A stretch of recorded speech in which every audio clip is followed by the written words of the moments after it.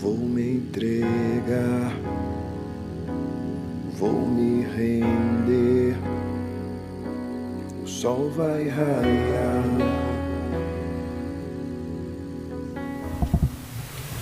De volta, Café com Cristo, Emanuel, pastor Luciana Reis, estamos aqui. Quero aqui também abençoar os nossos câmeras, isso aí, o operador Matias também, o Hernani, nosso fotógrafo, isso aí, a equipe aqui. Abençoada, na graça, né, apóstolo? Abençoados, né, por Deus, e ó, é isso aí. Então você está sendo abençoado aí na sua casa, no seu trabalho. Isso, e hoje estamos aqui na pousada Chamonix. Na pousada Chamonix, você Coisa de querer. café, lugar, maravilhoso. E ó, e você queira fazer o seu evento, né? Procure aqui o gerente, o Matheus. Mateus, é isso aí. Você não vai se arrepender, não é verdade? É verdade. Bom, estamos falando sobre relacionamento. Seu relacionamento com Deus, também com o nosso próximo. Como tem sido o seu relacionamento?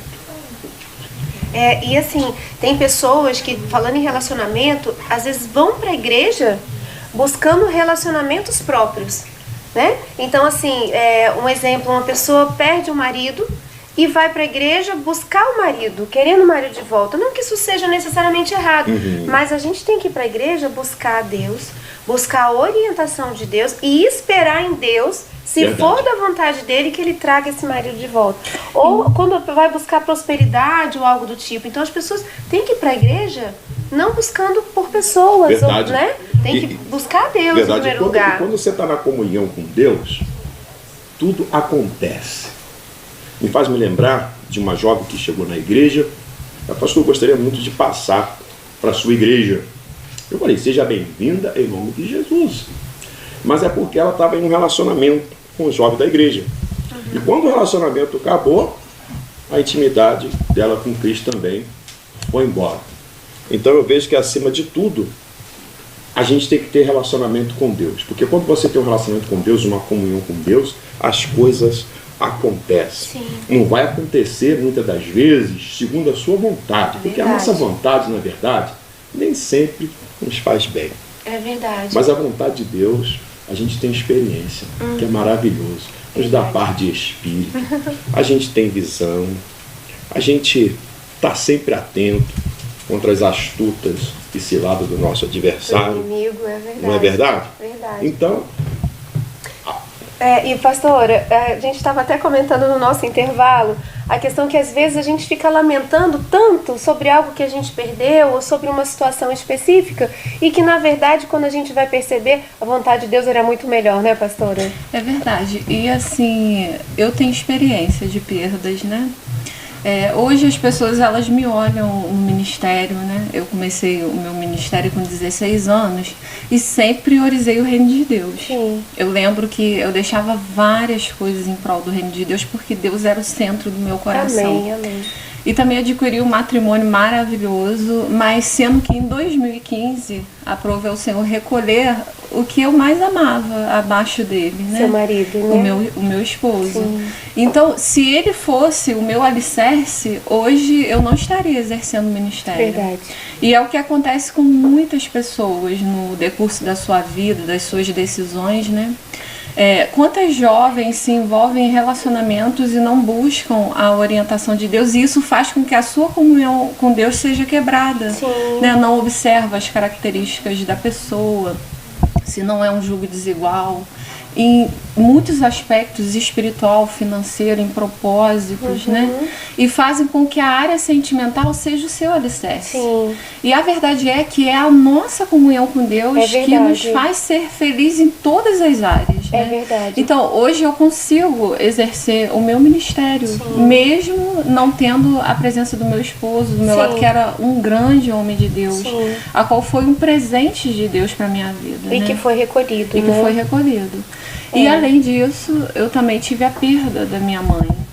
Que logo após a morte do meu esposo, minha mãe também morreu com bastante idade. E isso também tirou mais um alicerce da minha vida, mas isso nunca fez com que Deus deixasse de ser prioridade o centro e a prioridade na minha vida. Então eu digo para você que está ao alcance dessa programação, que a vontade de Deus ela é boa, agradável, perfeita Sim. em todas as áreas da nossa vida. Verdade. E que se a nossa comunhão com Deus não for o principal, você não vai conseguir ser feliz nem tendo alguém do seu lado. É verdade. Né?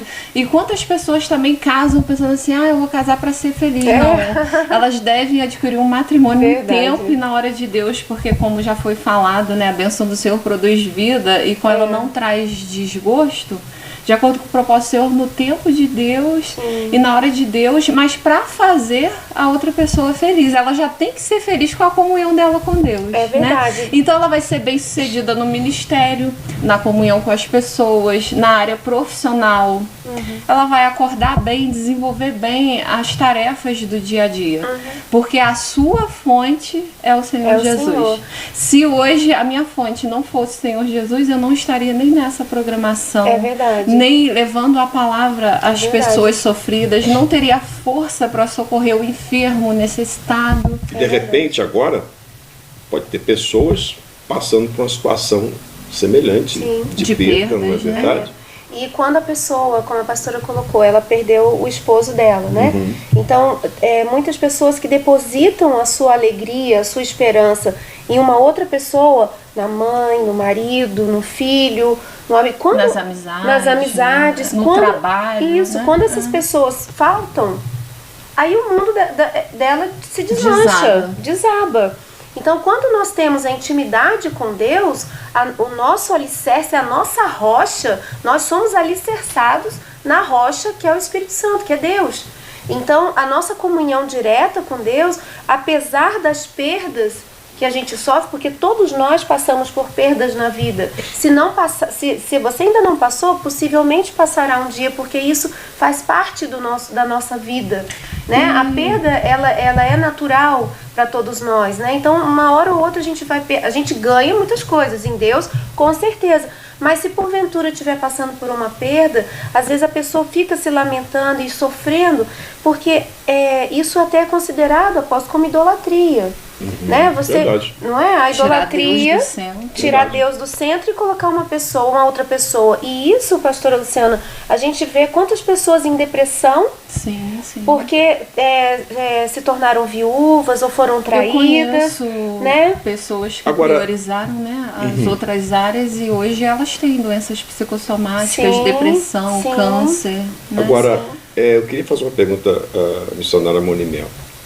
As pessoas, né, com depressão, a gente sabe que até na igreja mesmo Sim. há pessoas com Deprimidas, com depressão.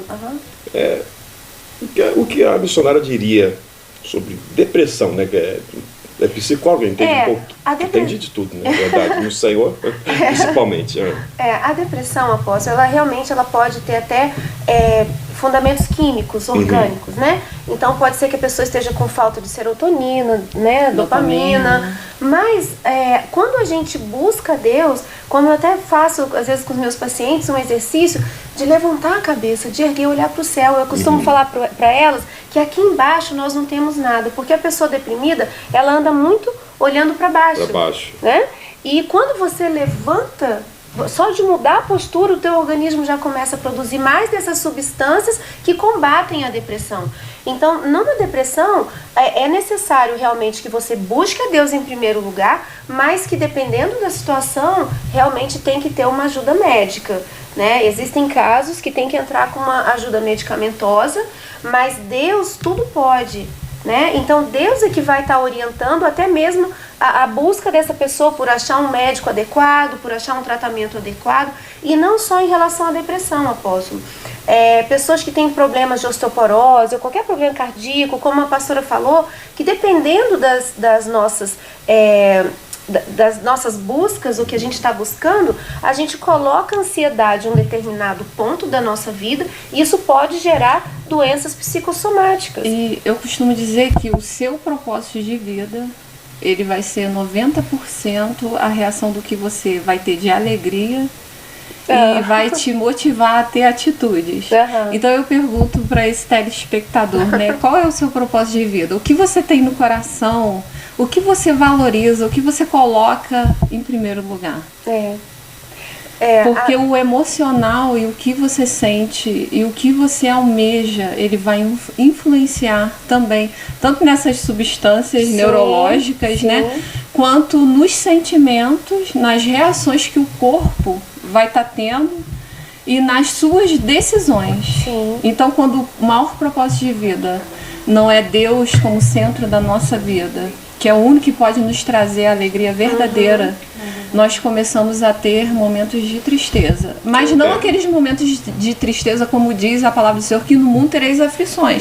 Mas tem de bom ânimo. O choro dura uma noite, mas a alegria vem pela manhã. A pessoa ela passa a ter um constante momento de tristeza. Nada consegue alegrar o coração dela, porque o seu propósito que ela tem no coração a faz ser triste e desmotivada. Porque Deus não é o centro. Por esse motivo que o Senhor, Ele tem que estar no centro de toda a nossa vida. Por quê? Na igreja mesmo tem a irmã, até a Luziete, ela deve estar nos assistindo agora. Um abraço para a Luziete. Luziete, enfim, todos aí que estão aí, né? Enfim, Deus abençoa. E a todos que estão nos assistindo também, amém, né? É verdade. Ela passou por uma situação muito complicada na área sentimental. Enfim, o inimigo ele pegou e transformou tudo isso em uma verdadeira tragédia, onde ela pegou veneno e tomou. Diz que ela tomou, veio um arrependimento, e ela começa a clamar ao Senhor. Ela estava com depressão também profunda. E ela começa a clamar ao Senhor, pedindo misericórdia, que se Deus livrasse ela, que ela estaria servindo ao Senhor. E Deus deu não só a vitória de um livramento de morte para ela, como mudou toda a vida dela. Então a gente vê a importância da comunhão e do relacionamento com Deus. Há muitas coisas que você pode fazer, nós podemos fazer, mas tem coisas que só Deus pode fazer. Então a gente tem que dar essa liberdade ao Senhor para agir nossa vida, nossa mente, nosso coração. Eu agora estou dizendo o seguinte: eu estou num campo de vitória. Amém. Eu estou num campo da cura, da restauração. Estou num campo de renovo. Eu estou num campo blindado por Deus. Glória a Deus. Porque o que foi dito aqui, tudo que nós estamos vivendo hoje é fruto das nossas palavras também e das nossas atitudes em Deus. Porque se a nossa atitude for positiva, com fé, você pode ter certeza, você pode estar no vale, no deserto, seja qual a situação que você venha estar. Mas você vai sair daí do deserto glorificando a Deus, porque eu sempre digo que o deserto, ele é um campo fértil para o milagre de Deus. Mas deserto eu não vejo nada, realmente, mas você pode ver Deus nesse deserto aí, agindo na sua vida. Não sei qual é a área que você está vivendo, né, de sua vida, qual tipo de aflição, mas se você entregar, né, esse deserto nas mãos de Deus, ele vai se tornar um campo fértil. Amém. E sobre esse assunto de campo fértil com a intimidade de Deus, nós vamos tratar no próximo bloco.